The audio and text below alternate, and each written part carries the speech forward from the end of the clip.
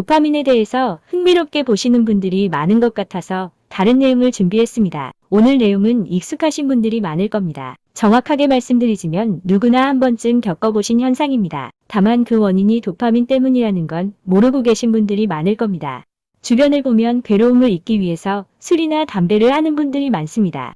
그런데 술이나 담배를 한다고 해도 괴로운 일이 해결되는 건 아닙니다. 보다 근본적인 방법은 그 일에 대해서 고민하거나 안 되면 포기할 수도 있습니다. 하지만 많은 사람들이 해결도 포기도 아닌 술, 담배라는 전혀 상관없는 방법으로 이를 해소합니다.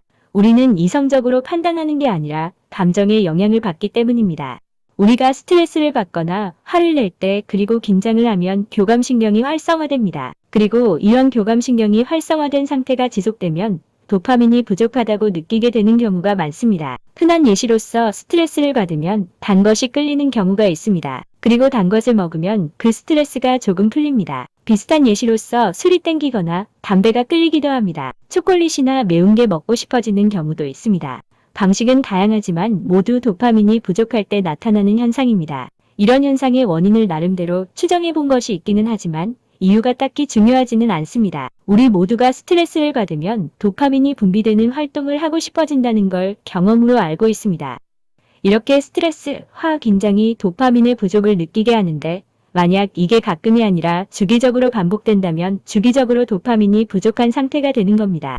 그런데 이렇게 도파민의 부족이 자주 발생하면 도파민을 빠르게 충족할 수 있는 수단을 찾게 됩니다. 당장 도파민이 부족해서 우울하고 공허한데 여유롭게 준비운동을 할 수 있는 사람은 거의 없습니다.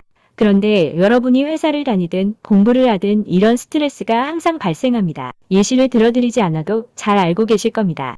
그런데 이런 상태에서는 평소에 내가 어떤 도파민의 수단에 익숙해져 있는지가 굉장히 중요합니다. 앞에서 보셨듯이 도파민을 분비하게 만드는 수단은 다양합니다. 어떤 사람은 담배를 필 수도 있고 어떤 사람은 운동을 할 수도 있습니다. 또 어떤 사람은 게임을 할 수도 있고 어떤 사람은 음식을 먹을 수도 있습니다. 어떤 것을 하셔도 지나치면 여러분이 건강에 독이 됩니다. 여러분은 이 중에서 어떤 수단을 선택하시든 건강을 해치지 않을 때까지만 하시다가 다른 수단으로 바꾸셔야 합니다. 그런데 내가 경험이 없으면 우울하거나 공허함을 느낄 때 그걸 하고 싶어질 수가 없습니다. 어떤 음식을 먹고 기분이 좋아지고 만족을 하면 다음에 도파민이 고갈됐을 때 그 음식이 먹고 싶어질 수 있습니다. 내가 평소에 만족하는 행동이 탄수화물이 많이 든 음식을 먹는 것에만 집중되어 있으면 살이 찌고 비만이 되는 겁니다. 어떤 사람은 운동에 중독이 되어서 몸이 아파도 운동을 하러 갑니다. 그 행동에 만족을 한 경험이 있고 오랫동안 쌓여왔기 때문에 도파민이 고갈될 때 찾게 되는 겁니다. 여러분이 보시는 유튜브도 이런 도파민을 통한 만족의 대표적인 수단입니다. 그래서 우리는 다양한 경험을 통해서 내가 어떤 도파민의 수단에 만족하는지를 이해할 필요가 있습니다. 누구에게나 인생은 무거운 것입니다. 그런데 우리는 다양한 경험을 해볼 시간이 없습니다. 정확하게 말씀드리면 시간이 아니라 여유가 없습니다.